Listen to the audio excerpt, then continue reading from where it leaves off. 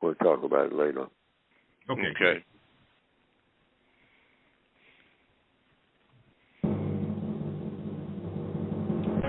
If you do not understand white supremacy, what it is, and how it works, everything else that you do understand will confuse you.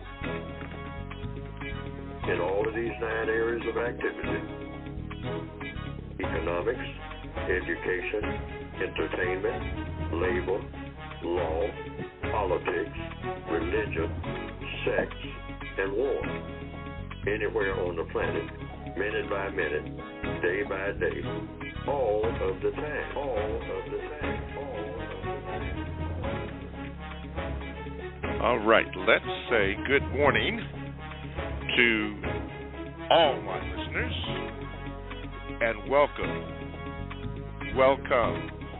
to the CRCS official, the Counter Racist Code Show with Mr. Neely Fuller Jr. That's official. I am your co-host, Mr. Bobby, and that's official. For Tuesday, March the 1st, 2022, and that's official. Good morning again to everyone. You notice that I've been saying that's official, and there is a reason why that I'm saying that. That's official. For those of you who want to know what official means, why don't you look that up? Find out what official means and how official works. But we have to do this. And good morning again to everybody, to all of our listeners and all of our callers, Gmailers, and have those have like. Welcome. I mentioned the word official on here because Mr. Fuller and myself was just informed that there are a lot of people doing a lot of things in the name of Mr. Fuller, which Mr. Fuller did not authorize. And the one thing that it has done and is doing is causing confusion.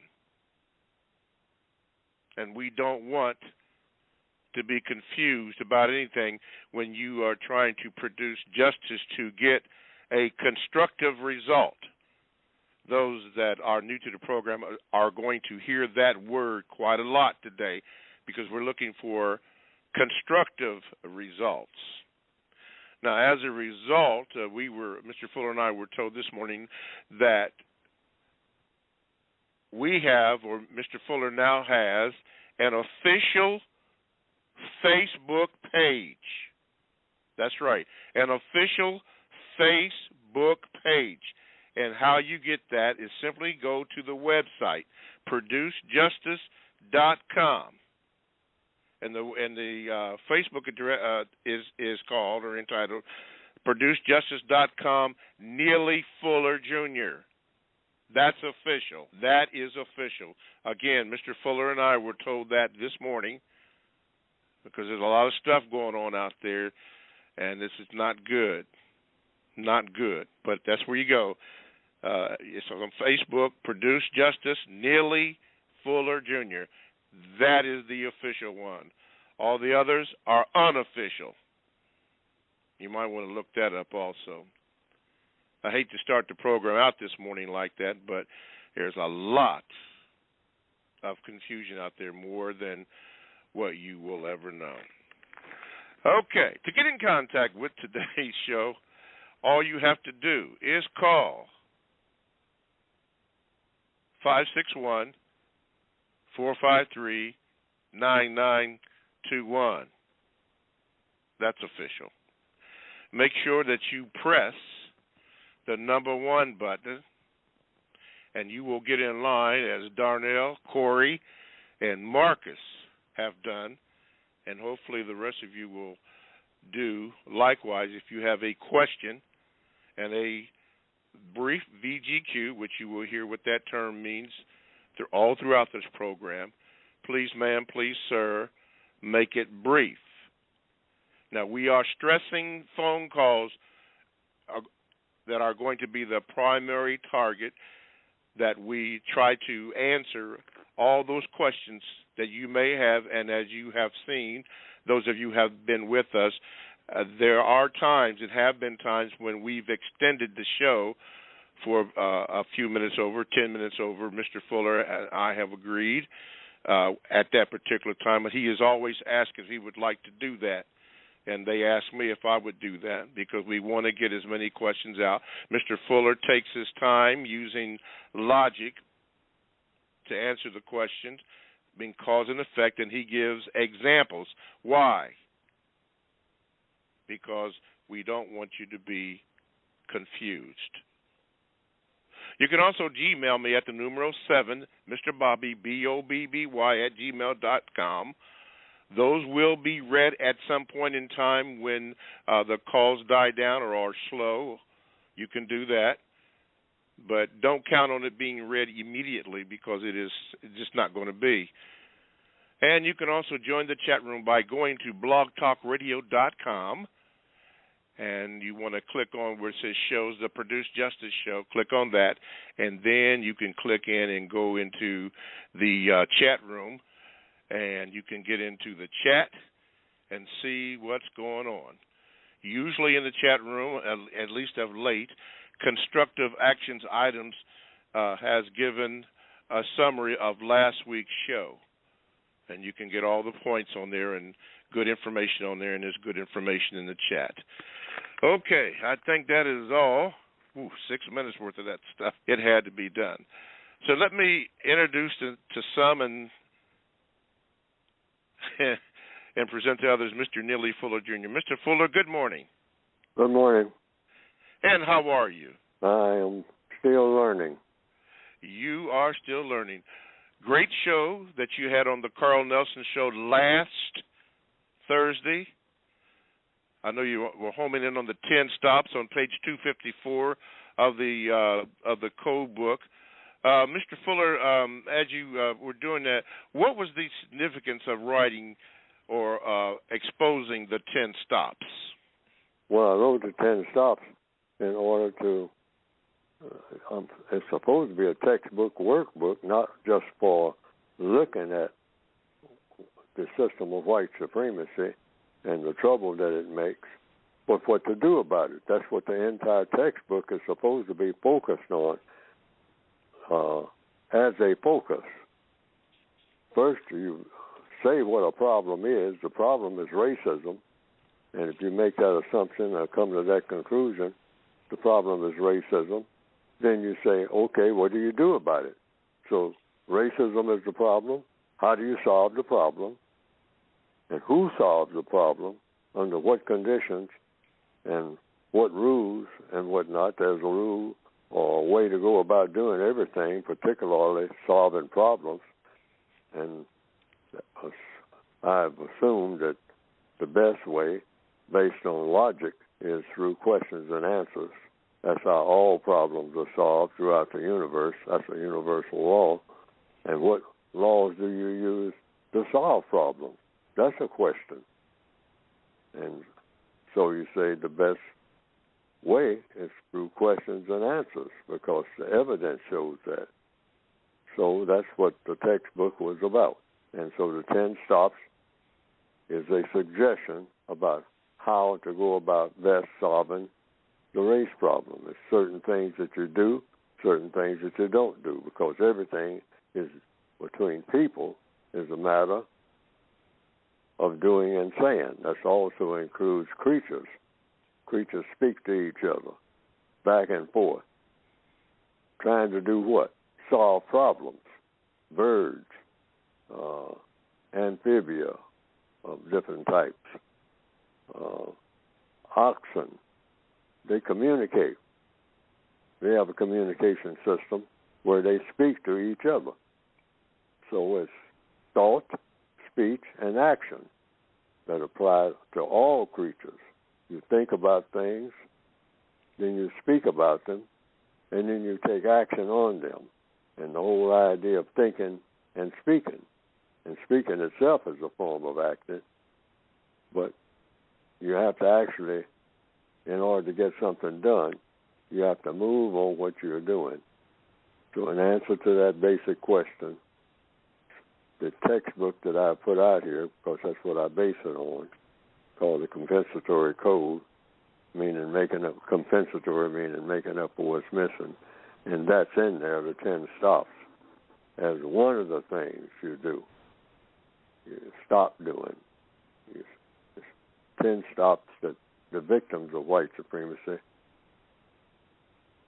10 things that they should stop doing. And that's what I talked about. Then the rest of the book is about a lot of other things that you do and don't do. What to say under certain circumstances in the areas of economics. What to say about it. What to do about it. Economics meaning, after you define it, according to the code, use of time and energy. That's one thing everybody has. You're born into the world with time and energy. So how do you use that time and energy? Here we go again, to solve problems. Why do you use your time and energy to solve problems? Because you have problems. I don't know of anybody who's not trying to solve some type of problem, even if they say that the only problem I have is getting to work on time, and everything else falls right into place. Well, that's a problem, because if they don't get to work on time, they might have ramifications that are unpleasant, like they walk in one day and somebody says, "Oh, yes, you're Henry Smith, you're fired. We told you over and over and over again that you can't be late not one more time, and we kept telling you that. And evidently you didn't believe us." They say, "Well, I couldn't help it," and all like that. Well, see, but that's a problem. Now, because you got fired from that job, the first area of activity, economics, time and energy, you're going to have a lot of other problems, the way things are structured. So that's what the book is about. Yes, and that's what the 10 stops is, just one of the things that black people, under the system of white supremacy, it's 10 things that we should stop doing if we're doing it. And I say right. It's basic. And then it's a whole bunch of other things that are in the book. Yes, about sir. what to do and what to say. Okay. Now, before I get to the phone calls, Mr. Fuller talked about the book. Those of you who are new to the program, he's going to give you the name of the book or the names of the book that is called. But let me give you this. I'm going to play something from, and you will hear this name a lot, not necessarily from Mr. Fuller, but from the callers. This is what Dr. Francis Cress Welsing had said about Mr. Fuller in his book. And they are threatened by black male masculinity, then it will occur, I have to reduce his masculinity. Yeah, we just recently had the president at Morehouse have to say the male students cannot wear high heel shoes and dresses and carry purses. So something is happening, again, within the total context of a system of racism, white supremacy. Neely Fuller, who wrote the textbook for victims of racism a number of years ago, in the late mid-70s, he used to say in the system, because he was the first person to talk about racism as a system, and he said that as the system of racism, white supremacy moves on, the system is going to have black men wearing dresses. Now, to hear that in the 70s, people said, oh, this is way out. And here we are. You see, there's some black pediatricians who are saying we are developing epidemic levels of the feminization of young black males. So I say the pants sagging down is just subconscious invitation for homosexuality. You see, it's revealing the buttocks. See, so the pants are getting lower and lower and lower. The next step is to step out of the pants altogether. And so you step out of the pants, you're going to put on a dress. Your feminization is an essential ingredient of white genetic survival, and the only thing that can prevent it is black people becoming conscious or becoming determined that this is not going to happen to them, because if the black men are destroyed, then the black people are gone, and we have a state of genocide. Those were the words of Dr. Frances Cress Welsing, speaking about Mr. Fuller's book and about Mr. Fuller. And according to hers, Mr. Fuller was the first to address this particular problem. Pointed out, I believe that's what she said about that. Mr. Fuller, you saw that, you felt that, and you put this down, that you saw or felt that black men would eventually start wearing dresses, being classified as effeminate by the racist, white racists or supremacists. Is that correct? That's correct. I don't say that I was the first. I kept repeating it more than anybody. I didn't hear anybody saying that back in the late 1960s. And when I was saying it, they were saying, oh, come on, I mean, you know, talk about something else, because that ain't about nothing. I mean, you know, that black people, you know, you're talking about, well, where'd you get that from, Fuller? I mean, and I said, well, the white supremacists are working all the time right in front of your face in all areas of activity, particularly in sex, because sex drive is extremely strong, and the white supremacists are committed to dominating, for sure, every move that black people make in the area of sex, because the white supremacists know that if you control people sexually, it's easy to control them in all other areas of activity: economics, education, entertainment, labor, law, politics, their religion, and in war. And when it comes to fighting, what they'll fight about and why and all like that. But if you control their sexual urges, get that and put it in the white supremacist bottle and put the cap on it, or put a harness on it so that you can steer it any which way you want it to go. And particularly, take black people's sexuality and turn it into complete chaos. You can just snatch them around in every other area of activity at will, because all they'll be thinking about is what they're going to do sexually, and that's going to take precedent over everything else that they're about, because that applies to all people. That applies to all creatures, all animals, the sexual urge. I mean, you'll see swans kind of going at each other because, hey, it's not, we say that they're territorial and all like that. I don't care about the territory. The territory is all about whether or not you're getting too close to my nest.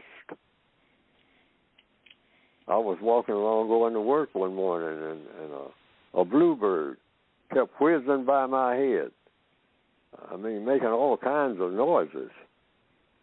And flapping its wings, and looks like it was going for my eyes. I kept dodging and ducking, and I was wondering what was going on. That's a bird. And I looked down, there was a bird nest on the ground. That bluebird did not want me anywhere close to that nest, and kept at me long after I'd passed the nest on the ground. Because when I saw the nest on the ground, I knew what this squabble was about. So I got away from the nest. But it followed me down the street. And then it circled overhead for a little while, then went back to the nest. Why? Because that's a result of the sexual activity. The white supremacists figured out a long time ago. If you have black males chasing each other's behinds and ultimately going for the jugular, the prime prize, the white male behind, or have the white male all patting and feeling and acting like he's worshiping the black behind, all right, then everything will be solved as far as everything is concerned, because that will be the focus of that black male's entire existence. When they're sitting and talking about war or politics or anything else, that's not really what's on their minds, and the white supremacists know it. They're looking around that room trying to figure out, hey, now there's a young one. There he is. I'm going to start coaching him, right into that back room after this meeting is over. Oh, yeah, that's the way it works. Okay. And the white supremacists know it. To be clear, the statement I believe that you have made, and please correct me if I'm wrong, but did you once say that the white male anus is the new black vagina? Yes. Okay. Yes. That's going to be the Mecca. And I hope I don't get in trouble, with the religious people about it, because from what I understand, Muslims don't, if they're real Muslims, they don't partake of that. That's what I've heard. I don't know. But I believe they are correct about that, going way back thousands of years. Yes. So, and that's just my belief, because otherwise the white supremacists will dump money on any black person. Hey, you're with the rainbow flag? Pull that black person up in front of the line for everything. And hey, assign them to the side room there, because they're automatically acceptable. Hey, all they're going to be doing is just skipping around talking about their friends and whatnot, and the next party they're going to have, hey, we're going to have them wrapped up. We can wrap up, we can control them real easy.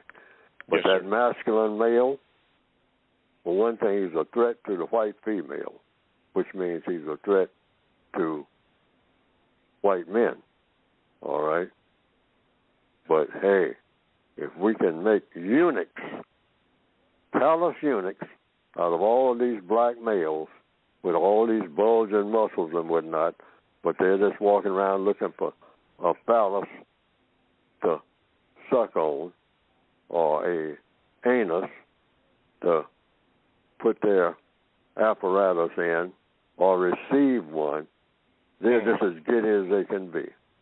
Yes, sir. As silly as they can be.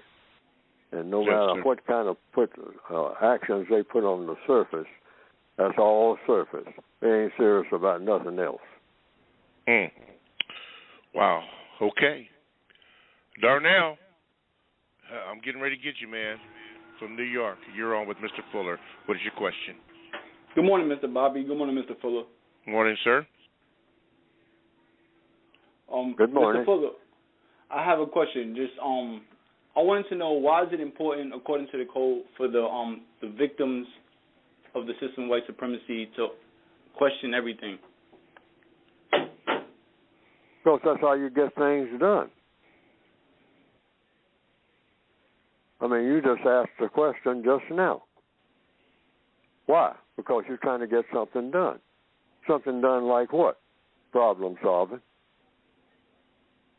I came to the conclusion, might be an error. Like I say, don't take anything that Neely Fuller says and just walk with it. Examine it and check on it and see if it adds up to what he said it would.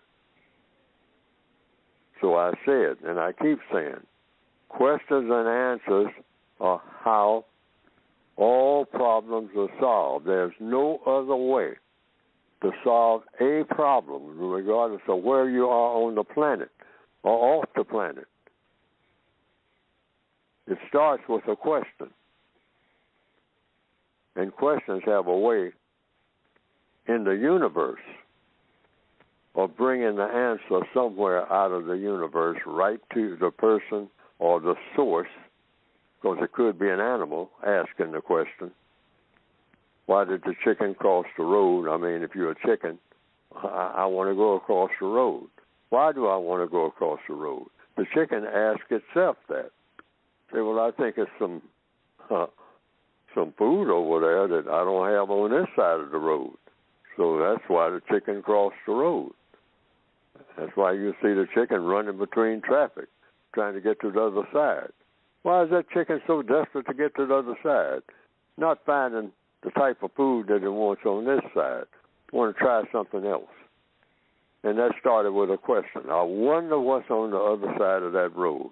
Otherwise, a chicken wouldn't be risking its existence, dodging through traffic, trying to get to the other side of the road. It would stay on just that one side. That's the logic. And I think that logic will hold up anywhere. Yes, sir. But don't believe it. Like everything in codification say, don't believe anything anybody says until you see some type of proof, including everything that I just said about this thing that we call rainbow sexuality. All right? Varieties of sexuality. Just see what you see and see what the results are going to be. Look around for the results. Yes, sir. I mean, and see and try to ask your questions to yourself: who is really driving all of this, and why are some people rewarded and other people aren't? Yes, sir. I mean, you can ask these same questions yourself and see what kind of answers you get. I remember in journalism school at the Ohio State University, and also the universities around here, one of the things that they emphasize that when you get this information, they said verify it.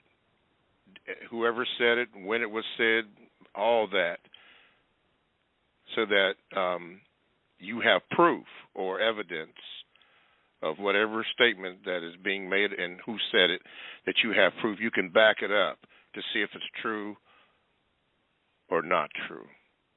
That's why on this program, we started off saying about Neely Fuller and what he's saying and what other people are saying, and that sounds like they are saying something alongside what Neely Fuller is saying, and you get that one thing that is deadly in questions and answers and in solving problems, and that is confusion. See, so the white supremacists learned a long time ago, if you can confuse people in economics or in their education, like Carter G. Woodson talked about the miseducation of the Negro, okay? If you can, miseducation means you're being given information that's really not information that's going to help you. So you miss that, which means you have what in its place? Confusion. So you don't want things nearly full to be handing out stuff that's confusing and people misquoting him and all like that and mixing what he said with something somebody else said and not pointing out the difference. Yes, sir. See, I want people to repeat what I say, but I want them to say also, like I do right here on this program, I'll say, now, I'm not saying this. Mark Twain said this. And then I'll tell you what Mark Twain said. Yes, or sir. I was looking at the movie. And in the movie, Humphrey Bogart said this in the movie. All right? I'm quoting a movie. I'm not saying that I'm saying it, but if I say that I agree with what I saw in that movie, then that's me saying that. So you got one source, that's the movie itself, but Neely Fuller got that out of the movie. Yes, sir. I mean, these are not Neely Fuller's original words. And so you just do the same thing, so that you don't have what? It's not about Neely Fuller, and I'm trying to, defend or anything like that or pump up. It's about avoiding confusion, because the white supremacists strive on what? Confusion among their victims. Yes. With that in mind, let me say this, that you are listening to the Counter Racist Code Show with Mr. Neely Fuller Jr. here on blogtalkradio.com. If you'd like to get in contact with the show, and we do hope you do or will, 516-453-9921. Make sure you press the number 1 button. if you have a question or a quick VGQ. I mean quick, and fast, in a hurry. All right? You can also Gmail me at the numero 7, Mr. Bobby, BOBBY, @gmail.com. And when we get time, I will read that, not today, but at some other point in time when sometimes the show goes slow, then we'll read those. Do that. And you can also get into the chat room. All you have to do is go to blogtalkradio.com, and then you want to make sure you go into the programs, whatever that is. Click on that at the Produce Justice Show, and then you can click on getting into the chat room, and you can do that. And I am really surprised this morning that Roland R. Randolph is in the house early this morning. Thank you, Roland. 888 Rita is always in the house unless she has my permission to go to work. No, I'm just messing around. But anyway, those are the ways to get in contact with the show. What Mr. Fuller was talking about, listen, is this.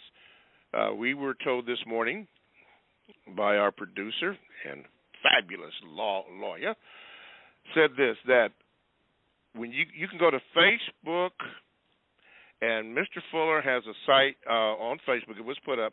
It's at Produce Justice Neely Fuller Jr.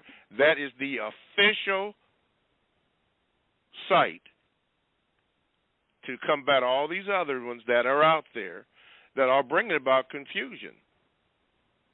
And we don't want that. We don't want that at all. We don't want that at all. We want to be clear and concise. So it was done. And Mr. Fuller's going to be filled in on all the details, but that's what it is. You have to go to Produce Justice. It's on Facebook, Justice Neely Fuller Jr. That's the official one. And speaking about that, if you did miss Neely Fuller on the Carl Nelson Show, it also is up on the website at producejustice.com. And we started off talking about those 10 stops. If you missed the program, you can go back and get that and all other programs that we have here. Okay. Thank you, Darnell. Don't be a stranger, my brother. Okay, Corey, man oh man, Milwaukee. Go ahead. You're on with Mr. Fuller. Greetings, Mr. Bobby and Mr. Fuller. Yes, sir. I have a quick VGQ and question. Recently, a fellow non-white black person initiated a conversation concerning the system as a whole. And my response was evidently not well received at all, in saying that I believe the system needs to be dismantled and replaced with justice. My question is, why have you, Mr. Fuller, ever experienced a non-white black person reacting to someone who is against the system of white supremacy with just utter hatred and vitriol because that person is against the system? You can ask them.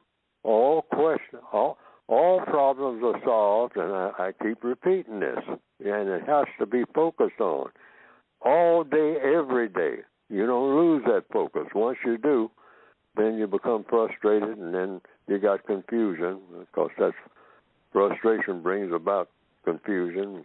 Confusion brings about chaos. Chaos gets further and further and further away from problem solving. So you don't want to do that when you're talking to people. You want clarity, and you want people to listen to what you're saying and think about it and take it seriously and go in the direction of solving the problem. So you're saying you're not getting that result. Well, you're not getting that result because you don't keep in the question lane. Like you're asking me that. Why is it that they do that? You can ask them. See, you grab it right then. You don't let it get out of your grab. You'll say, oh. And then you ask the logical question, because if I was doing it, like I do, it works for me. I stay in that question lane. I say, okay, what do you want me to talk about? You don't want me to talk about race? They say, no, I'm sick of that mess. I mean, you keep talking about this race thing and whatnot. I mean, you ain't doing nothing about that. You ain't smart enough to do nothing about that. What school did you go to? Blah, blah, blah, blah, blah, blah. And I say, okay. You don't want to talk about race. What subject do you want to talk about? Or do you want to talk at all? You can ask 5 or 6 or a dozen questions. Just stay in the question lane and go with what the person that you're talking to, because if you're going to talk to them, you first got to get them to want to talk, or they agreed to talk. So people always will talk about what they want to talk about. So if they don't want to talk about what you want to talk about, you ask them the logical question: what do you want to talk about with me when you're talking to me? And they will say, well, I don't want to talk about that race mess. Okay, but that's not answering the question. What do you want to talk about? Or do you want to talk at all? Yeah, I want to talk. I got a lot to say. I'm smart. All right. I'm tired of listening to all the rest of these dummies in here, including you. You say, okay, well, maybe you can teach me. And maybe, so what do you want to talk about? To stay in that question lane. Stay in the question lane. And that applies to everything. Everybody who is listening to this program, just keep staying in that question lane. Why? Because the law of the universe, not Neely Fuller, and this ain't my law. I had to find that out. Yes. All problems, no exception, are solved through the process of questions and answers. And there's no such thing as too many questions. Yes. Okay. Normally I would not do this, but I'm going to do this. I'm going to make an exception. This is from the chat room, and I'm going to answer this question, Justice Warrior. Now, Justice Warrior said, not all are bringing about confusion, Mr. Bobby. I think you need to be clear on which ones are and which ones are not. Okay, now, here it is, Justice Warrior. Before Mr. Fuller and I came on the air, we were told by our official legal team the situation. We were not told which ones are doing it and which ones are not. We weren't given that information. But what we were given, there was a discussion about that, and I think it was done perhaps reluctantly, but it was decided that on Facebook that they would adopt an official site that was for Mr. Fuller. That's official. No one is telling anybody not to look at the other ones, but if you want official, this is the one. Again, you had to go to Facebook, Produce Justice, Neely Fuller, Jr. That's the official one. Now, you can govern yourself on all the rest of them if you want to. No one is telling you not to. But official, this is the one that's going to come from Neely Fuller, Jr. Period. All right. Now, I hope that solves it. But that's what it is, Justice Warrior. Okay, Marcus, Long Beach. Good morning. How are you? Good morning, Mr. Bobby. Good morning, Mr. Fuller. Question this morning is pertaining to the conflict in between the concepts of Russia and Ukraine. Mr. Fuller, there are some reports that citizens and people who are fleeing the concept of Ukraine that are seeking refuge that are non-white have been turned away at the border by neighboring countries and have been told that they cannot be accepted and are left stranded. Even though Russia and Ukraine are in conflict with each other, what do you think the reason for this is, the non-white people being turned away at the border after seeking refuge? From what I've heard, the dominant force on the planet, anywhere, any time of day or night, involving anything, what takes precedence over everything, the most important element in anything is what color somebody is. That's the most important element in anything dealing with people on the planet. And it all stems from this juggernaut, this empire called the system of white supremacy. No matter who's squabbling about what, at the beginning of each day and at the end of each day, in the system of white supremacy, the most important element in any interaction between people on the planet called Earth is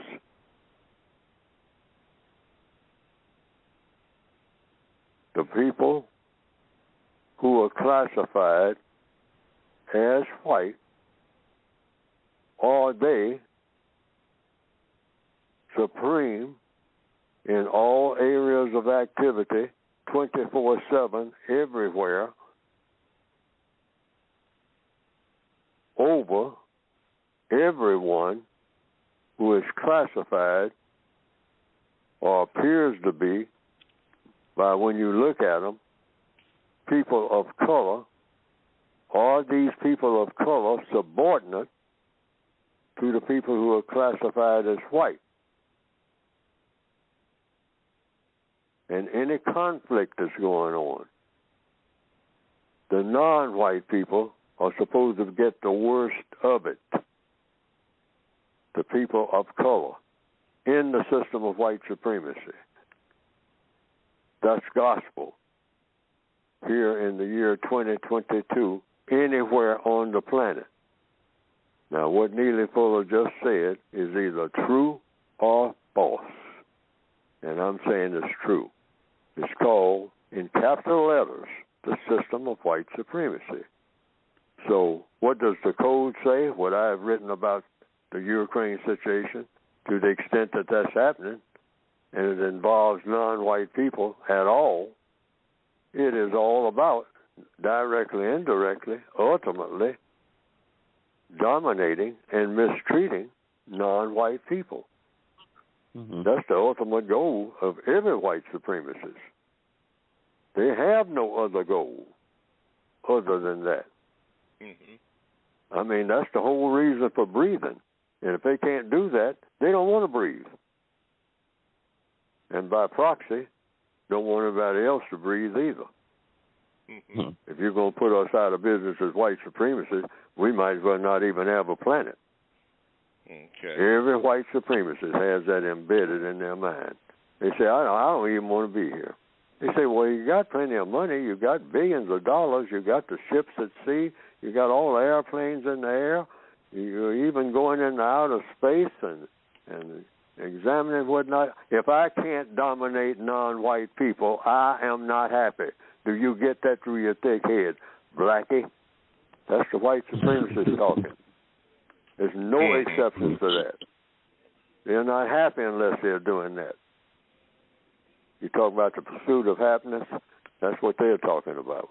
Yes, sir. Hey, I get my happiness out of dogging black people around. You want to take away my happiness? I want to guarantee that I'll have that happiness. Otherwise, I ain't happy. Okay. Let me do this here. Okay, get this page here. Okay. All righty. Marcus, thank you. You don't have to be a stranger either. Okay, for Cholo Revolucion, and I believe that our lawyers are listening to this as we speak. Mr. Fuller and I were given this information this morning, and I hadn't had a chance to look at it, but I do believe in, as the lawyers are listening to the program, is the official site for Mr. Fuller, www.facebook.com/Produce Justice Neely Fuller Jr.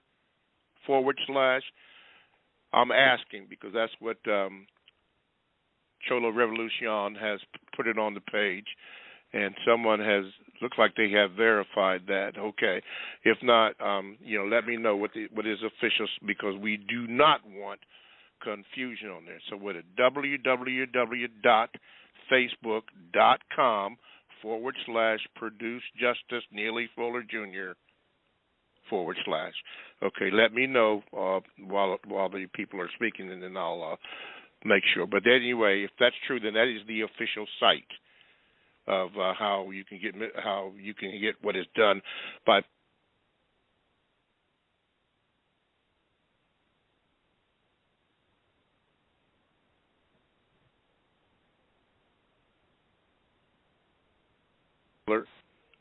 coming that is from Mr. Fuller, and that's not so, which is why this was prompted an official site. Anyway, they'll let me know this. All righty, let's go to. Thank you, Marcus. You don't have to be a stranger. You know the rules. Okay, John Houston coming up here. Okay, got you in here, John. Grand rising, gentlemen, and Mr. Fuller's comments about sexuality this morning is insightful, enlightening, and interesting in the beginning day of this concept they want to teach us as Women's History Month. But I'd like to segue and continue on what he was talking about between the conflicts of those two concepts, Russia and Ukraine. We haven't heard in quite a few years, maybe a decade or better, supposed black-on-black crime. Can I suggest and hope that you would consider, Mr. Fuller, on conversations with both white and non-white individuals on the concept of white-on-white crime, kind of piggybacking on what you said about the robbery and the agenda of the white supremacists. Always and constantly will be war, as we're seeing played out today.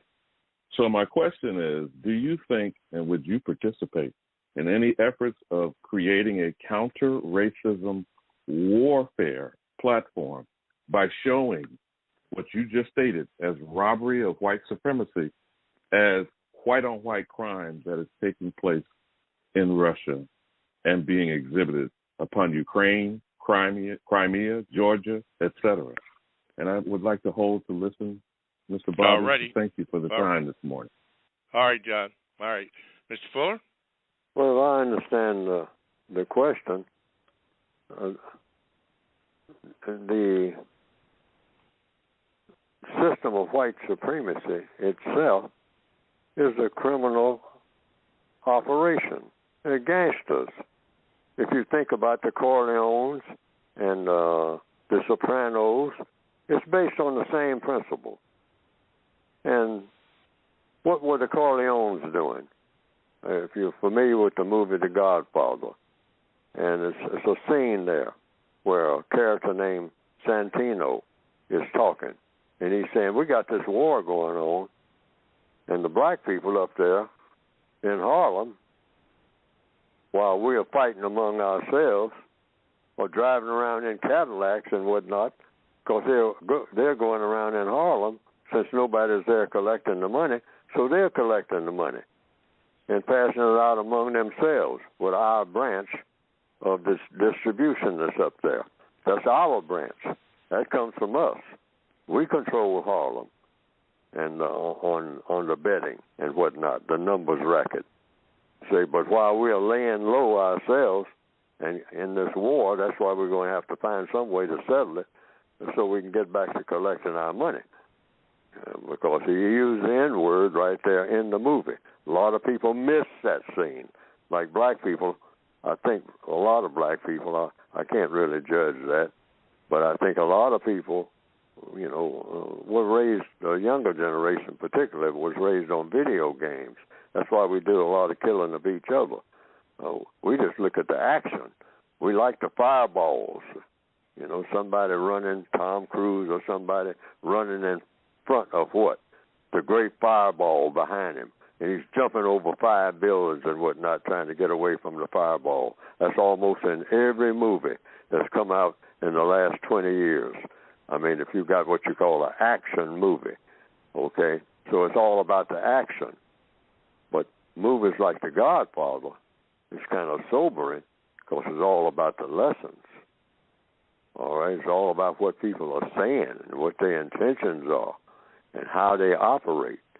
And basically, to get back to the point of the questions being asked, it's the white supremacists. It's a gangster operation. So if you understand how gangsters operate, this thing going on in the Ukraine, directly, indirectly, is about turf. Turf where? Not in the Ukraine, ultimately, not anywhere in what they call Europe. It's about the future of where the non-white people are, what it's going to be. The so-called Civil War, white people slaughtering each other, just like every gangster operation. That was white people killing each other by the bushel, each and every day. Huge numbers. And what was it about? Who's going to be in charge of the help?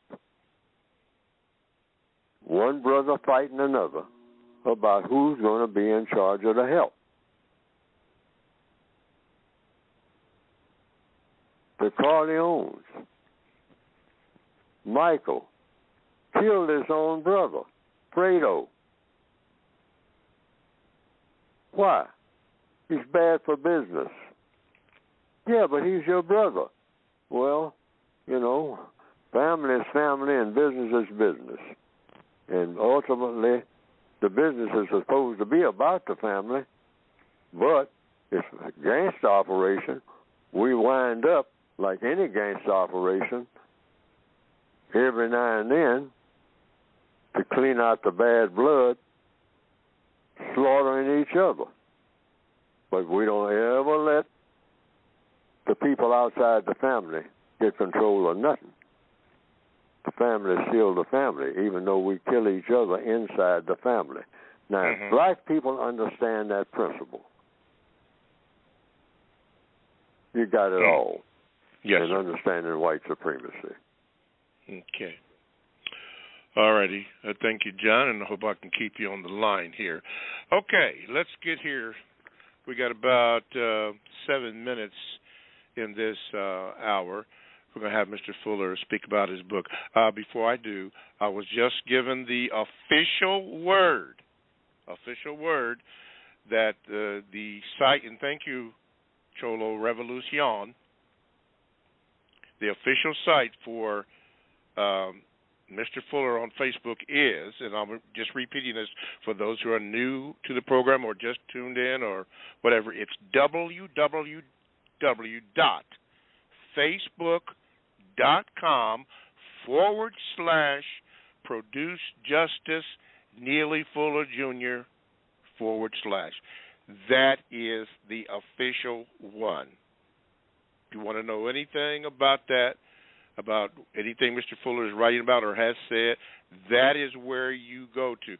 I'm not telling you can't go to other sites. That's entirely up to you. But officially, that's the site. Because you don't want to be confused. And apparently, even though I haven't been told this, but apparently there's a lot of confusion going on, and that's not good. Mr. Fuller, this is the point. You got about 5 minutes to be able to speak about this book. Go ahead, Mr. Fuller. Yes, you can go to producejustice.com. I tried to make it as simple, and what the whole program, this program, what we're doing right now, that's what we're talking about, not just getting rid of white supremacy. No point in getting rid of white supremacy. It's not about producing justice. So the website is called producejustice.com. You go to that website, and it's about getting the textbook for victims of white supremacy. Thought, speech, and action for victims of white supremacy. If you don't consider yourself to be a victim of white supremacy, then the book is not for you. The books are pretty expensive, okay? So I always say, you should get your money's worth out of every page in the book. The book's pretty lengthy, particularly the basic revised edition, the 2016 edition. But that's the simple title. It has a long title at the top of the book. The book actually has 3 titles. Then it has a little simplified title is right at the center of the book called A Compensatory Counter-Racist Code, which everything that works is supposed to have a code. So it's not just talking about how bad, quote-unquote, racism is. We have millions of books talking about that.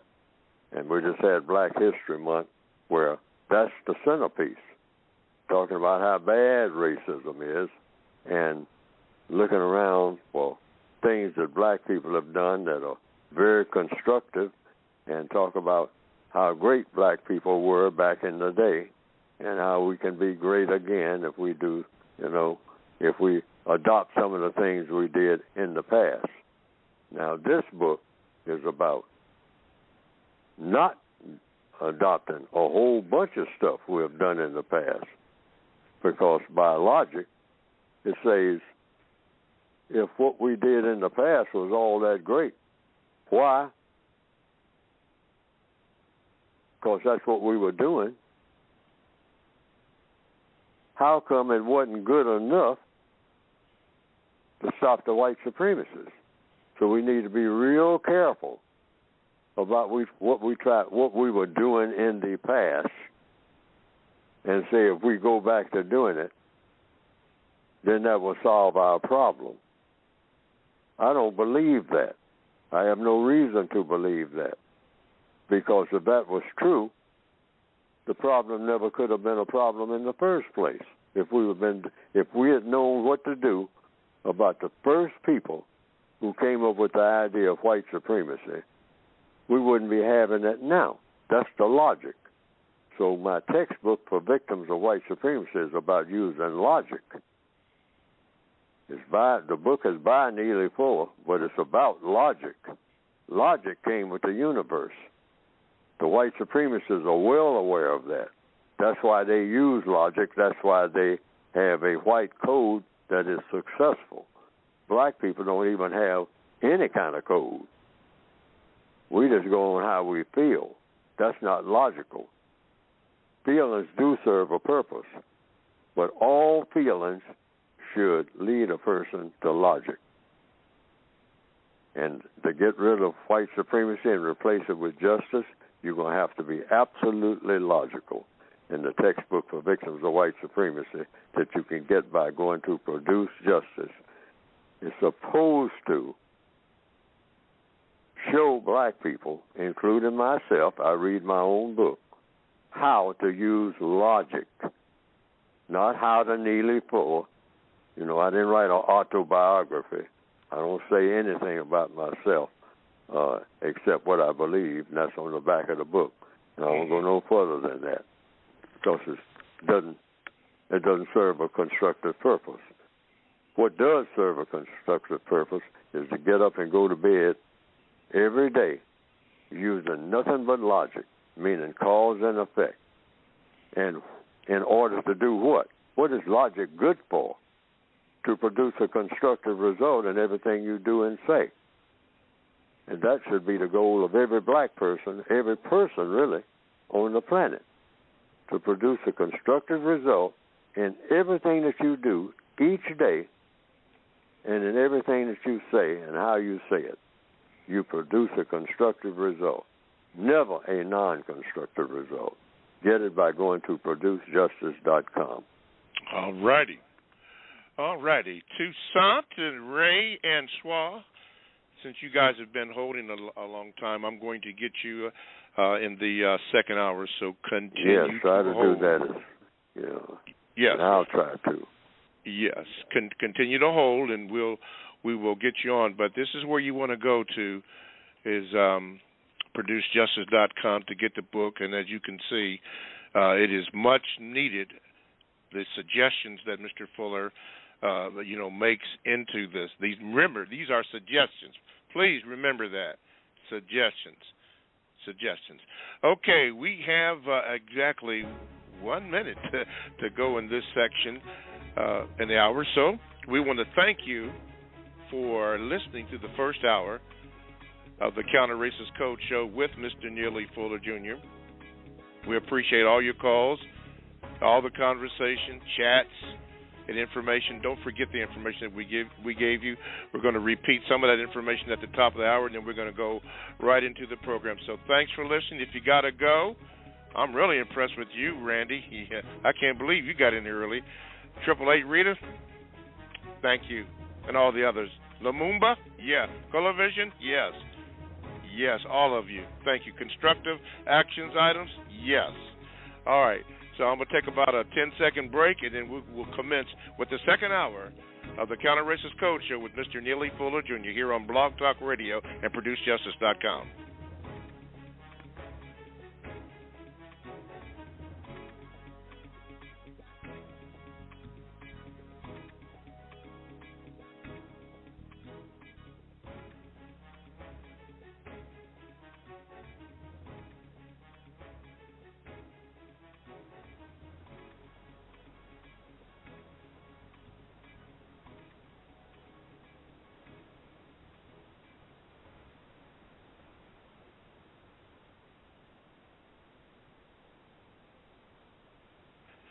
Okay. Welcome back to the second hour of the Counter Racist Code Show with Mr. Neely Fuller Jr. I was just getting some instructions on what to do, particularly going to the Facebook page of Mr. Fuller, which I will give you.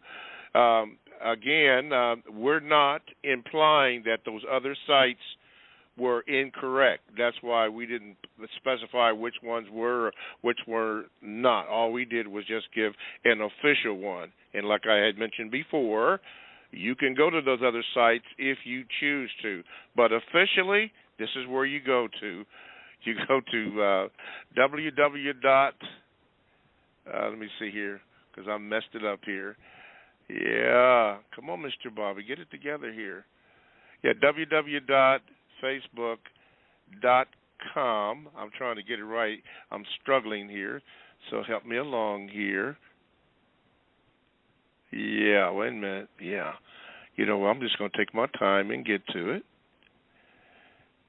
Maybe one of my I'm going to say one of my callers, one of my people on the chat can give it to me. Ooh. Yeah, wait a minute. You know, got to get it right, because we don't want to give out false information. That's the main thing here. Yeah. Okay, yeah, here we go. Here you go. Yeah, you go to www.facebook.com/Produce Justice Neely Fuller Jr. That's it. You don't have to put that last / on the end. You don't have to do that. Okay. That's the official site that you go to.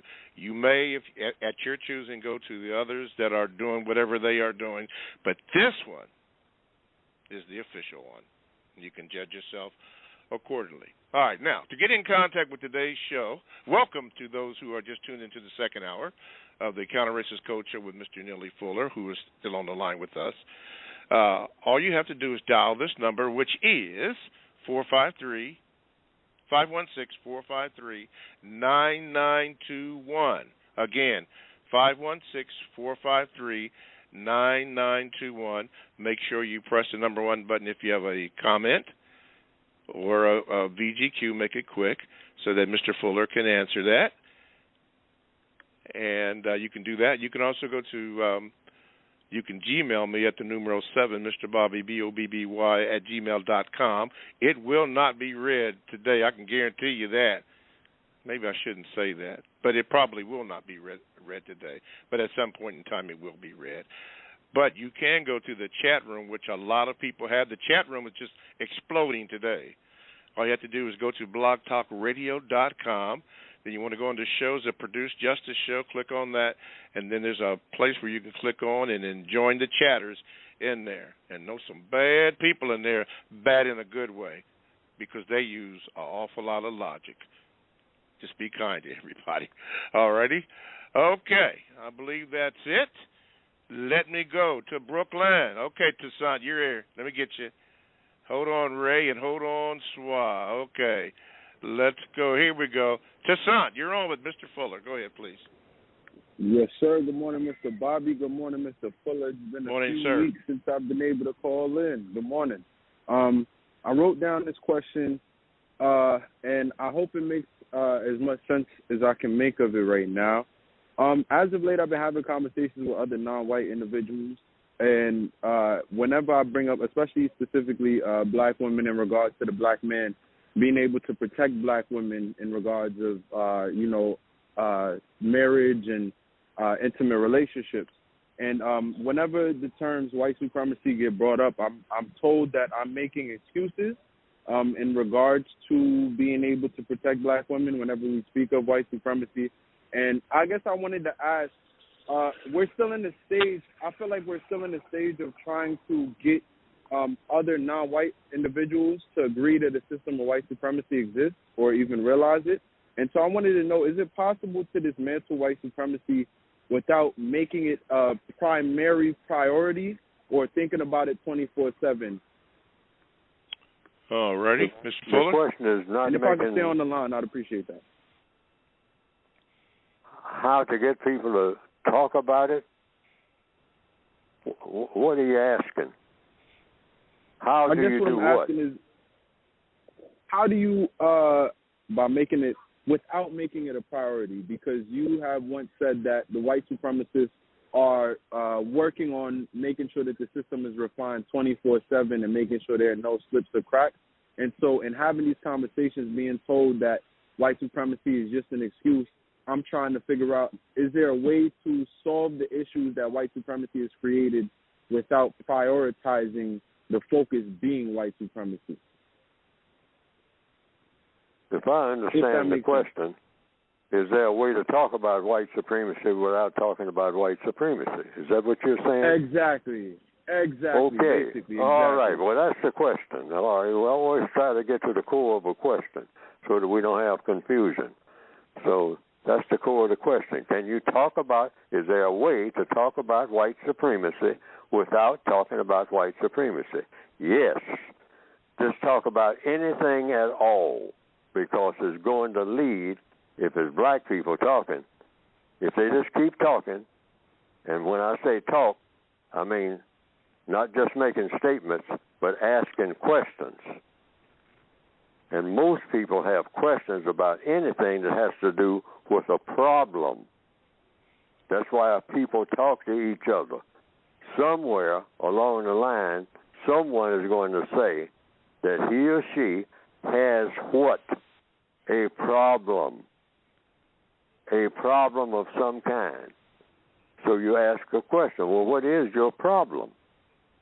See, always talk about the people. It's easier to talk to people about what they want to talk about. People they'll always willing to, they'll talk to a fence post about what they want to talk about. So all you got to do is find out, what do you want to talk about? And they'll say, well, I want to talk about this thing about black males and black females, man, because it's all messed up. So you say, okay, let's talk. Because that's what they want to talk about. See, the code says, don't ever try to talk to somebody about something that you want to talk about until you first find out what they want to talk about. And that's the fastest way to get a person talking, if they talk about what they want to talk about and not what you want to talk about in answer to your question. Find out what the other person has in mind. People want to talk about what they're thinking about. And at some point, if it's black people you're talking to, they're going to mention some type of problem. And directly or indirectly, in direct answer to your question, whatever that problem is, it's going to lead to a discussion about white supremacy. All roads lead there. You don't have to lead anybody anywhere. They're going to lead you. And when they lead you there, they're ready to talk. It's a very simple formula. I do it all the time. I don't talk to anybody about racism when they want to talk about something else. Mm-hmm. The minute they let me know, I don't want to talk about that mess, man. I got more things to do on my mind. You out here talking about saving the world and all like that. Man, I got to go and talk to these people downtown right now. I got to get on this bus. I hope I don't miss the bus because I'm supposed to have been there. I'm in trouble already. Can you help me with my trouble? I ain't got time to stand around and philosophize over a whole bunch of college gossip and whatnot. I don't have that kind of time, man. I'm desperate. I'm out here on the streets. You see what's going on? That's how people talk. Why? That's on their minds. So you got to talk about what's on the person's mind, not what's on your mind. And then they will lead you to talk about racism, because every black person's road is going to lead to racism. I don't care where they are, in Trinidad or anywhere else. You're going to say, oh, you're talking about you got a race problem. That's what you're going to say after about an hour of them talking about something else. They're going to say, well, what do you think the problem is with this dude, that I work with and whatnot? I say, it sounds like a race problem. Say, yeah, but this dude is black. I say, well, you asked me the question, what do I think the problem is? See, when people ask you questions, they're ready to listen to the answer. You walk up to somebody on a bus stop, start talking about, well, I don't know what's on your mind, buddy, but I want to talk to you about this race thing. And the person just lost their job. Get out of my face. Gonna call you the N-word. That's another black person or anything else they think of, MF or whatever. You come up and talking about all that. I got problems, man. I got problems. You ain't got no money, have you? You gonna give me some money? Well, get out of my face. That's how people. That's how it's that all over the world. So don't approach anybody. Talking about you want to educate them about race. Let them come to you and say, I think I got a race problem. Now they're ready to talk. Mm-hmm. All righty. All right. Thank you, Mr. Fuller. Let's go to Ray in Dallas. Go ahead, Ray. You're on with Mr. Fuller. Yes, I would like to remain on the line. I have two questions, if possible. Mr. Fuller, do you have any suspicions as to why the code is being banned from various greater confinement facilities around the Northwestern Hemisphere? The usual suspects. You use the word yourself, suspicions. So anytime anything is done to steer away from solving the race problem, meaning eliminating the system of white supremacy and replacing it with justice, that's how you solve it. Justice meaning guaranteeing that no person is mistreated and guaranteeing that the person that needs help the most. That's the compensatory definition for justice. So if you're not doing that, or if anything interferes with that, it's the usual suspects. The usual suspects, according to the code. This is in the code book. And who are the usual suspects? The white supremacists. The white supremacists definitely don't want non-white people anywhere, black, brown, red, yellow, to talk about the system of white supremacy in the schools of all places. But if you're going to teach history, because I understand from what I've been hearing lately on a kind of something called CRT or critical race theory or something, that a black lady introduced into the school systems, so they say, so I've heard, and everybody's saying we don't want nothing that's similar to that mess. We don't want her mess in here, and we don't want anybody bringing in anything that's going to make our children, white children, feel bad. Well, that raises the question. Okay, you don't want that talk. So the question would be, like I said, all problems are solved through the process of questions and answers. What do you want to teach? And let them tell you. And then you say, okay, teach it. But it's going to lead to the race problem if they start talking about anything, because that's the biggest show on earth. It has been since the beginning of white supremacy. So I don't care how you start out. It's going to lead to the race issue. So you don't ever have to be concerned about people saying, well, we can't teach nothing about race in the school. And they might come to that because it causes too many problems. So you say, okay, don't, because you can't stop them anyway in the system of white supremacy. That proves itself that white supremacy exists. If the white people say there's not going to be anything about race taught to white children in any of the schools, you better believe that's law. So that's proof of white supremacy itself right there. Mm-hmm. Okay, so you still go to school. You don't argue. You say, okay, because the law of compensation says if you replace something, if you move something, the law of logic says, and mathematicians will tell you that, it's going to be replaced with something else. So you just look at what they're going to replace it with. You're not going to have black history. You're not going to have CRT. But you're going to teach what?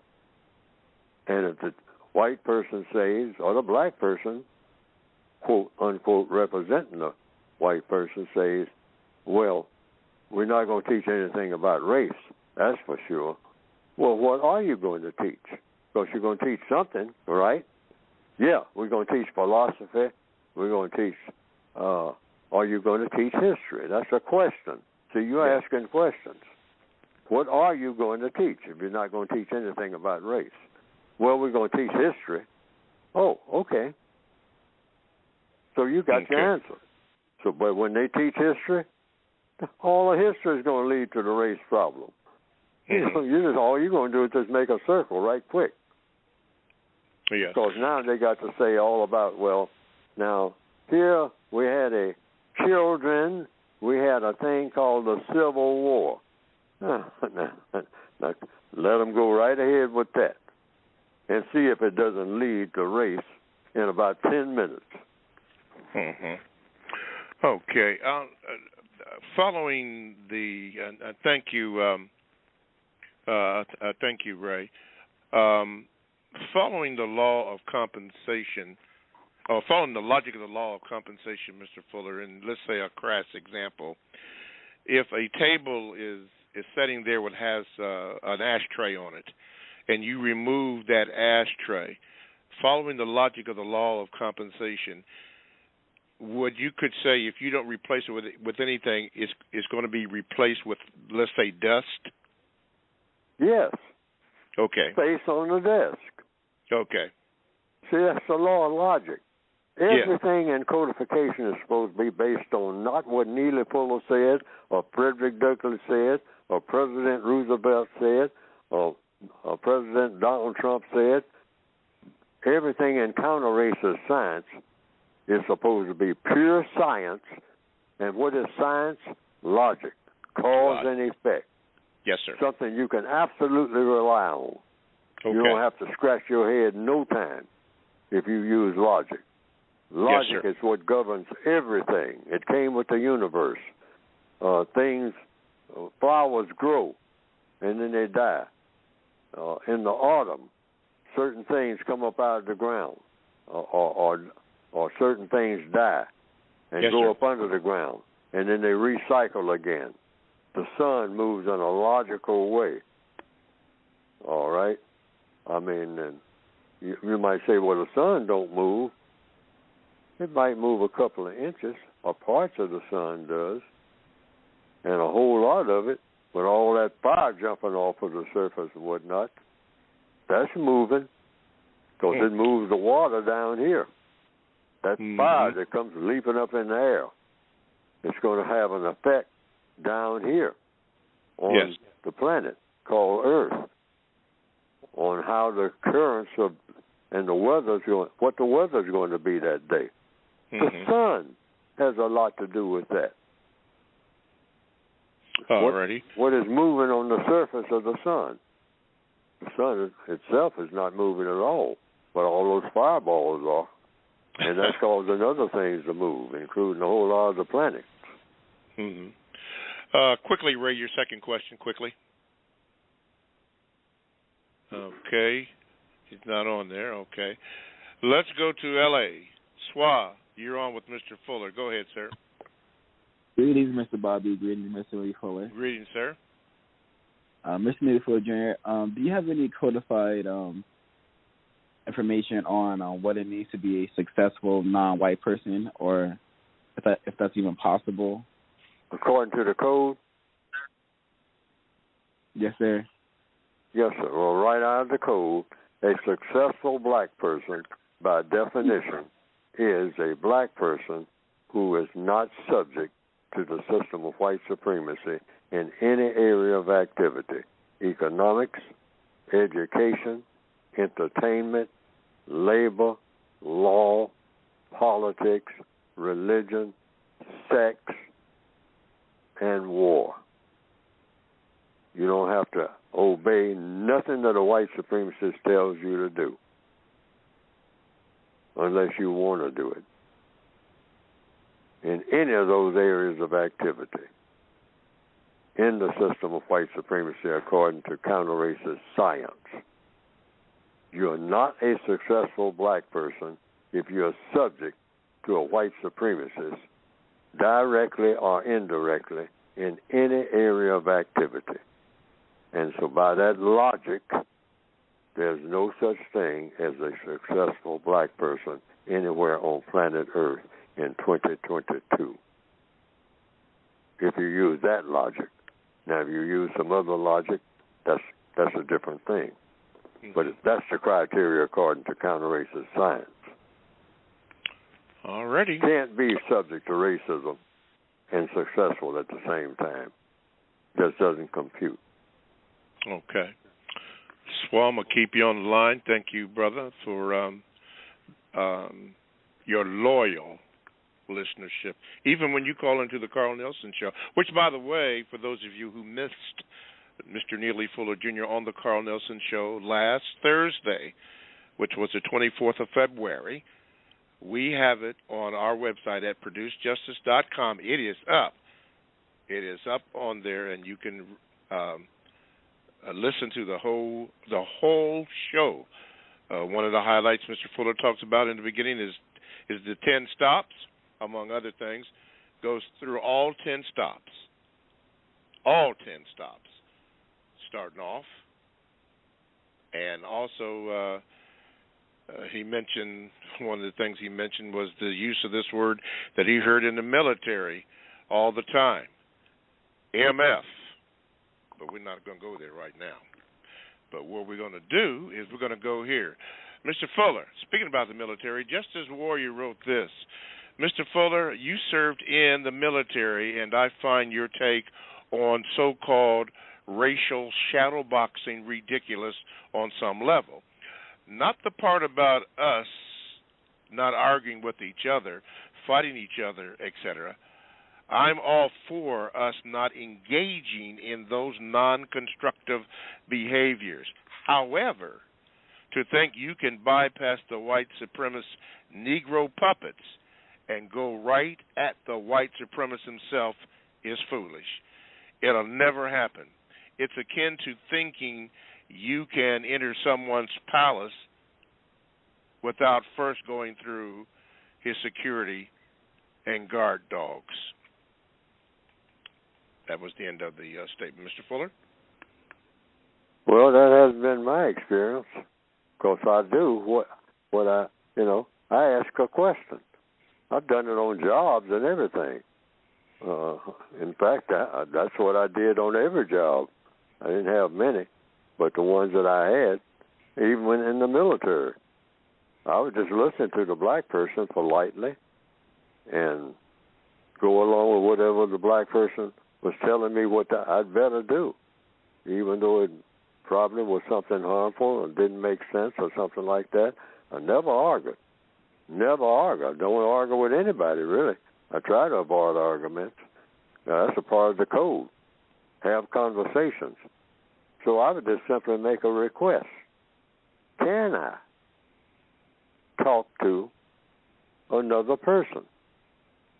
In order to, I'd always use the justice approach. I said sometimes in order to produce justice, and everybody's supposed to be for justice. I mean, everybody I talk to say they don't have anything about being against justice. I say, well, what's the procedure? See, asking questions again. This is how I do it. What's the procedure for producing justice? They say, well, there's different procedures. Those different procedures like what? Give me examples. Do you talk to people? Is that a procedure? That's a question. And the answer will be yes. I say, well, okay, so whom do you talk to? Say, in the process of producing justice. Because I always keep the focus as being justice, not somebody handling my beef. See, that makes it personal, and anything on that personal level, you're going to get stomped on. But if you say, hey, I'm trying to get on board with what everybody's supposed to be doing, I have been told. And everybody's supposed to be on board with producing a product called justice. All right? Mm-hmm. So it's been my experience that nobody turns down what you're saying when you say, I'm just trying to achieve the production of a product. I'm trying to achieve it of justice, because I've been taught that everywhere I've ever been, that that's everybody's duty. Is that correct or incorrect? And every black person I've ever talked to, including what they call the shadows, or the people who block the door to the master's door. All right? Okay, you expect that, but you just talk to them and say, ask questions. The process always is ask questions. You don't demand nothing because you're not in position to. You're correct about that. So it don't even sound like you're demanding anything. Yes, sir. That's all through the textbook. You don't ever make a demand. You make a request. And your request is always based on, I'm trying to achieve a thing called justice. I have told that I have a duty to do that. And have I been told correctly or incorrectly? Yeah, you got a duty. Well, can I talk to the foreman? Yeah, you can talk to the foreman, because now the foreman is black, all right? And then when you talk to the foreman, you say, can I talk to the president of the company? No, you can't talk to the president of the company. That's what I'm here for. You know, this is as far as you can go. I say, well, can you answer the questions about producing justice? Yeah, but I'm not about that. How come you're not about that? Now you really ask questions. Mm-hmm. That's what I did on jobs. I'm always focused on what? Not on what I have or what I'm after. When you make it personal, you have already lost right there. You're correct about that. The call is correct. But when you say, I'm trying to do what ultimately whomever the director is, or the boss is, or the person that owns the company says that he's about. And that's why I want to see whomever it is that makes the final decision on the production of what? Justice. Because everybody says, out of everything that you do here, that's what everybody is supposed to be on board with. Nobody going to turn down an invitation or a request to produce justice.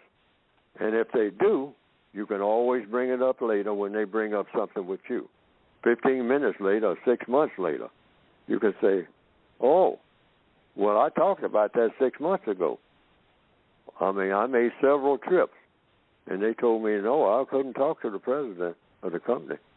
I couldn't talk to the president. And I said it was all about trying to produce a product called justice here in this factory. All right?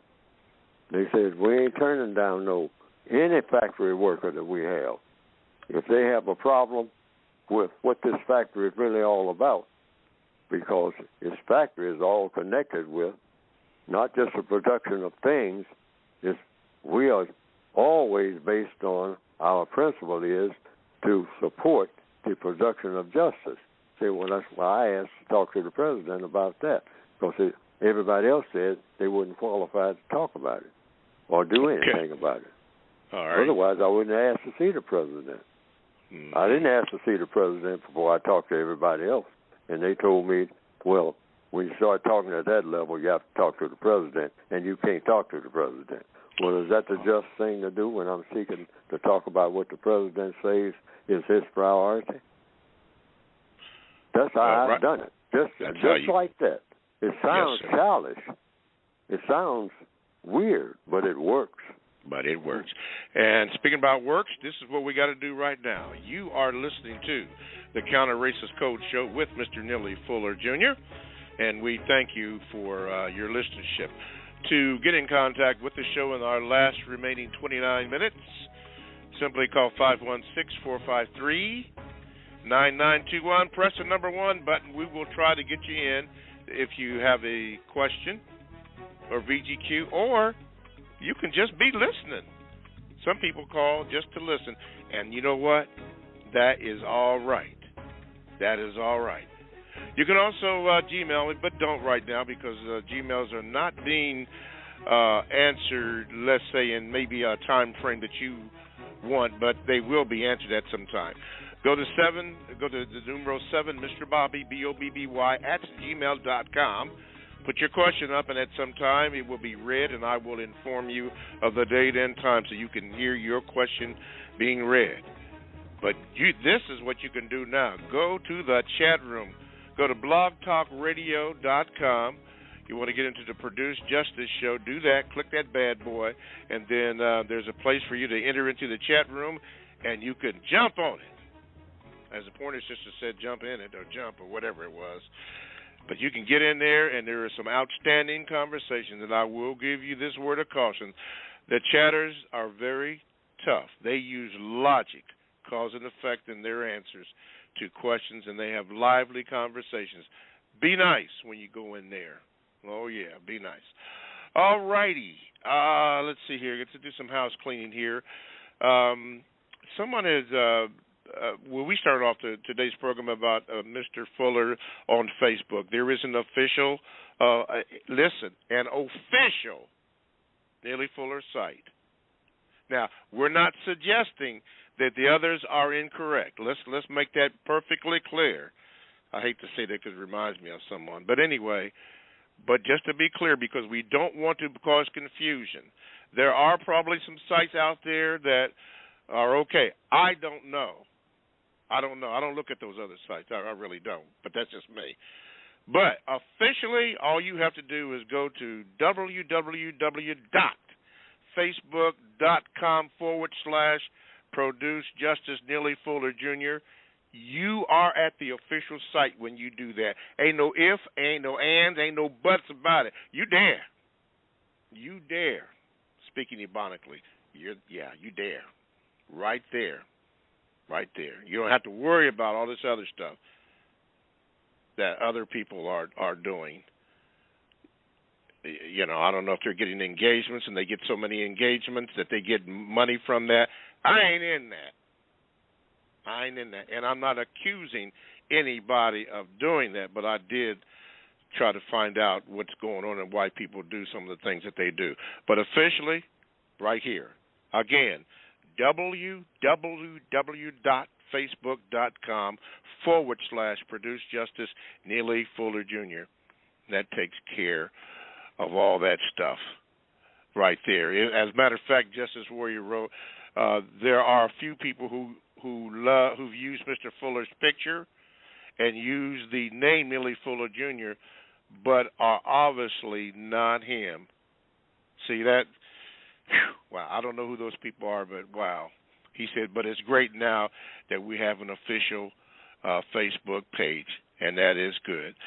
Somebody said something about the 10 stops. Look, Mr. Fuller's going to talk about his book in a few moments, but for those who have the book and have not opened it up to read that, the 10 stops are located on page 254 to 260, the 10 stops.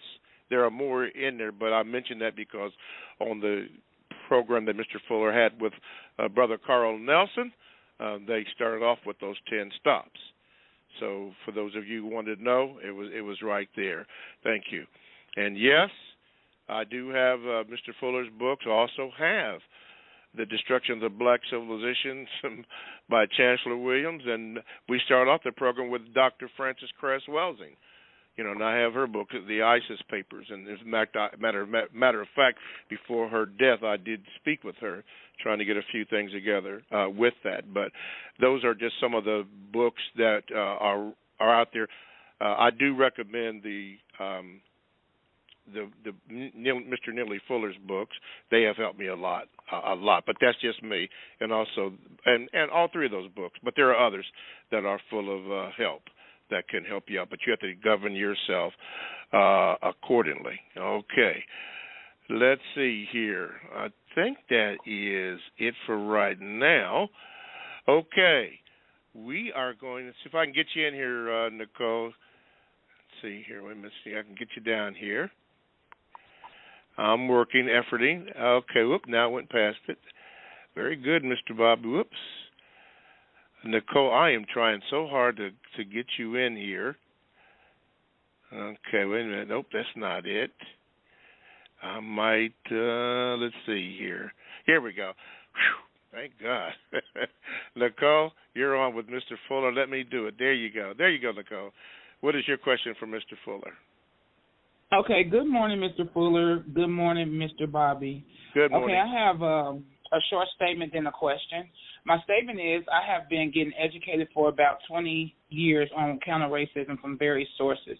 One in particular, the Black United Front, which used Dr. Wilsing's relics, in which she oftentimes referenced you, Mr. Fuller.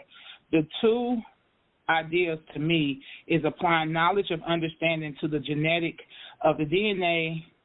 By understanding the genetics of the DNA, you can counter-apply resolutions to racism. Also, by applying logic, reason, and philosophy, you can understand what you're doing. Recently, I heard Professors Kimberly Crenshaw as well as Devin Cobato presentation on what is critical race theory and why is it under attack. It seems to be a tool to use when fighting racism. After being educated on the two theories written by yourself as well as Dr. Wilsing, which is only two of the many ideas to fight the battle prepared, knowing the racist purpose as well as reason that they are dominant. Question: if you are familiar with this presentation, do you feel it is a good start in the direction to disband racism, as the idea is to challenge laws that still refuse to acknowledge affirmative action to allow communities to have equal resources to make their community better with the similar resources that make white neighborhoods to thrive? In conclusion, is it a way to communicate with Mr. Bobby, you did cover that, to communicate with you as my two sons is under attack for me speaking out about corruption concerning unethical tactics of gentrification when really was causing genocide? And then also, Mr. Bobby, sorry for taking so long, is it a way to get that old tape that Dr. Wilsing had when she was talking about the pool table and how the gun was created by the men, the black male Gentiles and things? I think that's in her book. I don't know about the tape, but the ISIS paper does speak about what that gun analogy. The ISIS papers book does speak directly to that with explanation. But as far as the video, it was a video too that the Black United Front had. Yeah, I'm not familiar with that video, that particular video, but I know that explanation, that last part, she gives a brilliant description of that. But that other paper, that video, I'm not sure. It might be, but I'm not sure. Or as say, I don't know, and I really don't. Okay, thank you. Okay. Anyway, basically, to sum up your question for Mr. Fuller, is there a way what now? I was saying, do you feel it is a good start in the direction to disband racism? Mr. Fuller? It was a presentation, Mr. Fuller, it was a presentation given by the two professors I just named that teach law, and they were saying about the critical race theory that's going on now and why it's under attack, which I was basically talking about today, that race is trying not to be acknowledged in the school books. I think they said the Ruby Bridges story was taken out of the schools. Yes, I think I covered that earlier in the program. I said, you talk about whatever people want to talk about and see if it leads to the race issue. So if I understand your question, if you go to a school, whatever you call that, a place where people are given information, that's a school, and in that setting, someone mentions, now we don't want anybody to say anything about race and racism and all that white supremacist stuff in this school. That's prohibited. So you don't, but you ask questions. And the question is, what do you teach here? That's the first question. You're going to have 1,000 questions maybe, because school is all about what? Questions and answers. So it's just a matter of you start asking questions. Starting with, you can say, well, why not teach about race? And the answer that I've gotten so far about this CRT thing is because it makes white children uncomfortable. Then you have, what your next question should be, your logical question, well, does it make anybody else uncomfortable? No, but it makes white children uncomfortable, if that's the answer. And say, well, is it, when you go to a school, do you teach anything that may make someone uncomfortable? That should be your next logical question. That makes anybody uncomfortable, since everybody's supposed to be treated equally. So do you teach anything that makes people uncomfortable? And if they say yes, that's their answer. You don't argue about the answers that you get. That's real important. You just go to the next question. And so if they start teaching something, and I hold up my hand, I said, now, what you're saying now, Miss Madison, or whatnot, if that's the teacher's name, if she gives me permission to speak. What you're saying right now, this fellow sitting next to me says it makes him uncomfortable. He's squirming because it sounds like you're talking about him. And is that what you're doing? See, I would ask that question. Or he could ask the question. See, I'm uncomfortable. And did you not say 6 months ago that you don't teach anything in this classroom that makes somebody uncomfortable? Well, I'm uncomfortable. I've been uncomfortable, Miss Madison, well, just about everything you have taught in here every day. I mean, that might be his viewpoint. Because the criteria is we don't teach nothing in here that makes people uncomfortable. See, I don't see why that question is not being asked in all the colleges and whatnot right now about what you teach and don't teach about this comfort level thing. I mean, you got to get that straight first. A person says, well, hey, I don't think, I'm wasting all this time. I'm trying to figure out how to get a job. I'm sitting here hungry right now. And so all this talk about what they did back in Julius Caesar's time, that's making me very uncomfortable. But I could be using my time trying to get a job. Can you tell me how to get a job? I mean, what kind of comfort level can you give me with that? Okay. See, it's a million questions you can ask. I keep saying on this program and on every program, questions.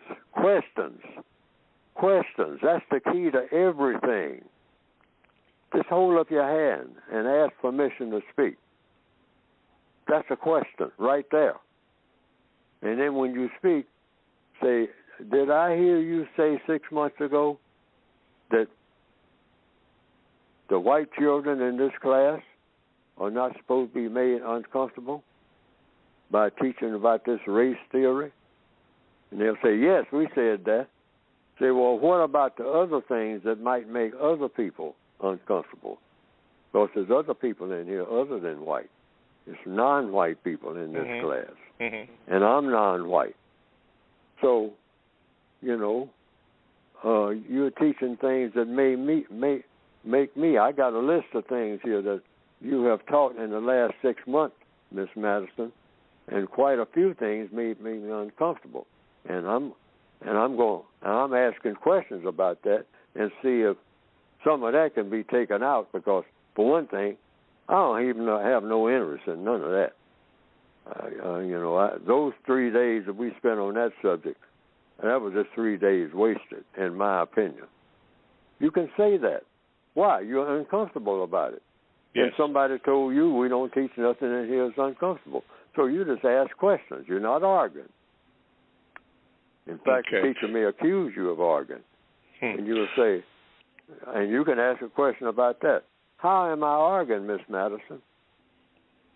How am I arguing? By asking that question. Well, you're arguing by asking the question. Well, what kind of questions do you want me to ask? So you follow that up with a question. I want you to ask questions that don't lead to an argument. See, I'm just giving you a scenario here so that all of the audience all over the world can know what the codified way is. The codified way is keep asking questions. Don't make any statements. Once you make a statement, you're shooting yourself in the foot as far as having a conversation. Now you're really leading into an argument when you make statements. Just stay in the question lane, and the questions will always lead everybody right where they should be. When the answers start coming, that's where it'll take you. It'll do that. I mean, regardless of what you want to happen, that's what's going to happen. Because that's what I mean by the logic of the universe. Logic of the universe, yeah. And Nicole, one of the loyal chatters said that made a suggestion that if you go to the YouTube channel and type in Dr. Francis Cress Welsing, there may be something there to answer to your question about that, what you asked about that, not about necessarily about the gun, but because I've done that before and picked up some things. But just type it, YouTube, Dr. Francis Cress Welsing, and that particular one. Ask questions, and maybe something will come up where you can get that video. Okay?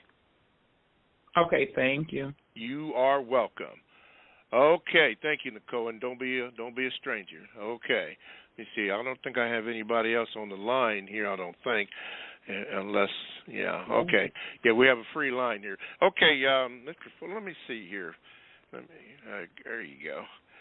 Okay. We've had a lot of information today, but you always want to ask questions. That's for sure. The answer to any problem is to ask questions. So let's see here. Black Justice. Let's see what he says here. So, Mr. Fuller, I have two questions. Number one, why is the concept of white allies so popular among non-white people? Why is the concept of what? It said white allies so popular among non-white people. Oh, you can ask the non-white people who say that they have white allies. That's a question. You ask the people who say that they have them. See, the best source of or the way to solve these problems is that questions and answers, and so it comes down to another question. Who do you ask? You ask the person who made the statement. Say, I have a lot of white allies. Well, when you come across a person like that, you say, first of all, what do you mean by white ally? That's a question. And don't argue about the answers that you get. Just be ready with the next question. That procedure will always work. I mean, that's a guarantee. That's code. That's what I mean by we need a code. We need guarantees on every move we make that we're going to get the result that we should have. And that's a guarantee. If you do that, just ask the person who made the statement. I have white allies. Oh, sir, I have a question. What is a white ally? And let them tell you, not the person sitting next to them. Let the person making that statement ask that question. And when they answer you, don't argue about the answer. Just be ready with another question if you have one. Okay. Now, I don't know why,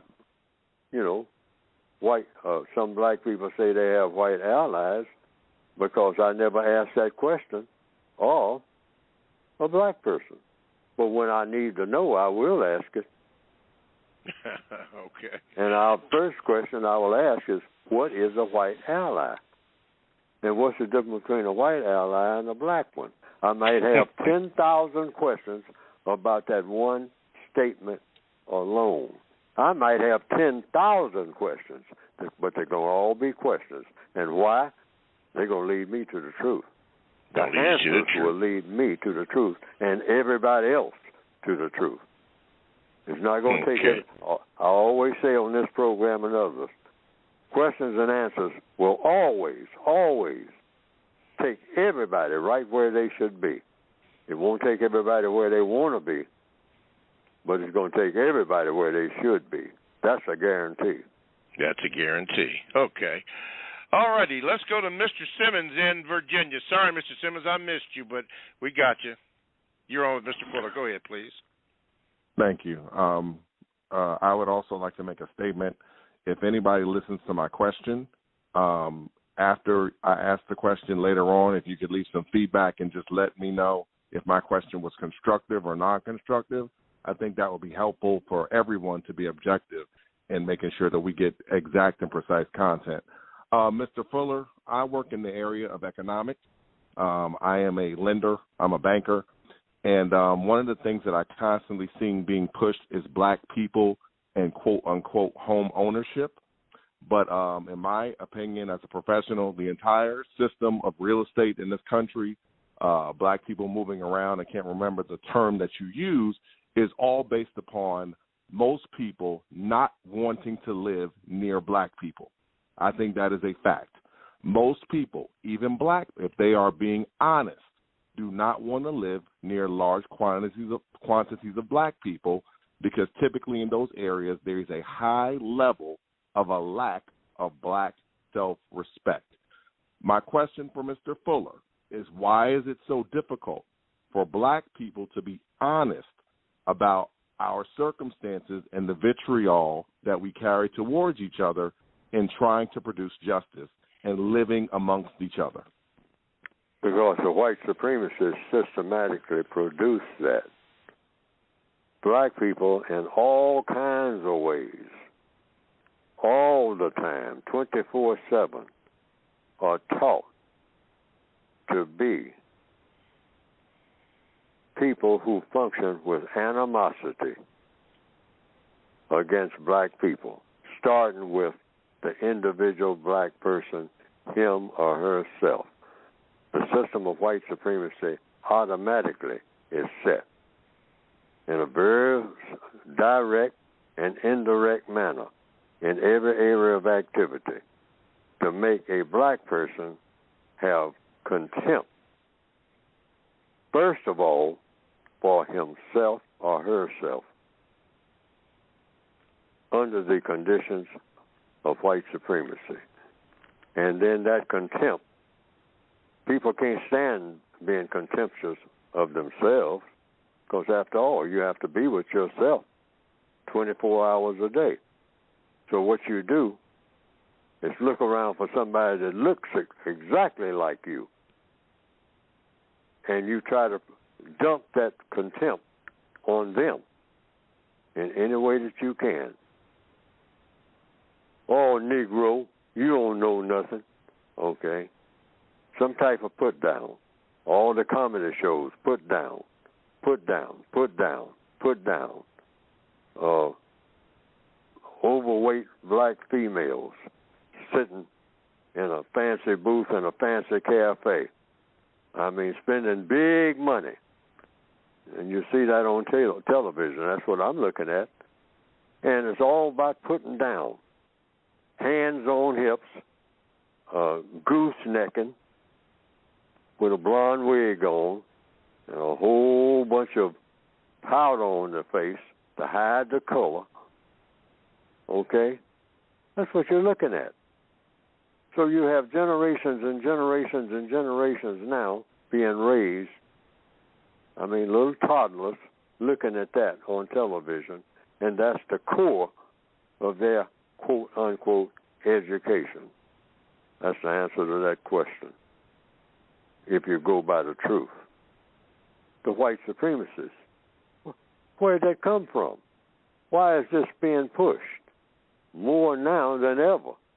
Because a few black people worldwide are beginning to show that we are about producing constructive results. And the white supremacists said, no, you're not. You black people start producing constructive results or start being constructive about anything. Stop all this putting each other down and killing each other and robbing and stealing and glorifying gangsterism. No, we're going to crank that up.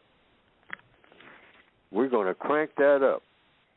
A whole lot of black females without nothing, ain't even got a decent boyfriend, not to say nothing about looking forward to ever having a husband, okay?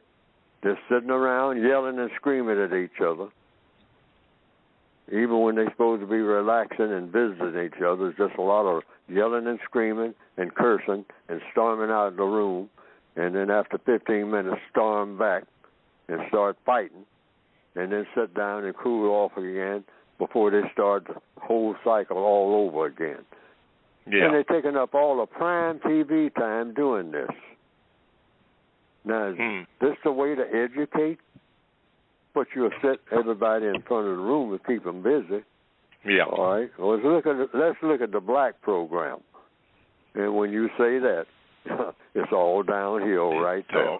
That's true. It's all downhill. Okay, well, we got to leave it there because we only have about 3 minutes left in the program. For Corey in Milwaukee and Roland Rudolph, tell you what, I talked over with our director, and if you call in next week, they got you down here. They'll just elevate you to the top where you can ask your questions. You know, we just simply have run out of time. We got to chow down the show.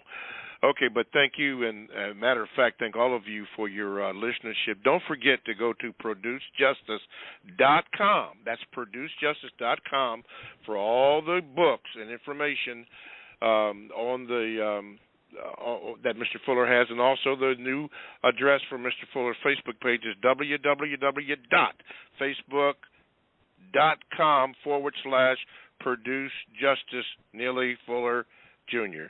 That's the official site for that. Okay, Mr. Fuller, we got 2 minutes, and I'm going to give those at least a minute of those 2 minutes to you. So go ahead, please, sir.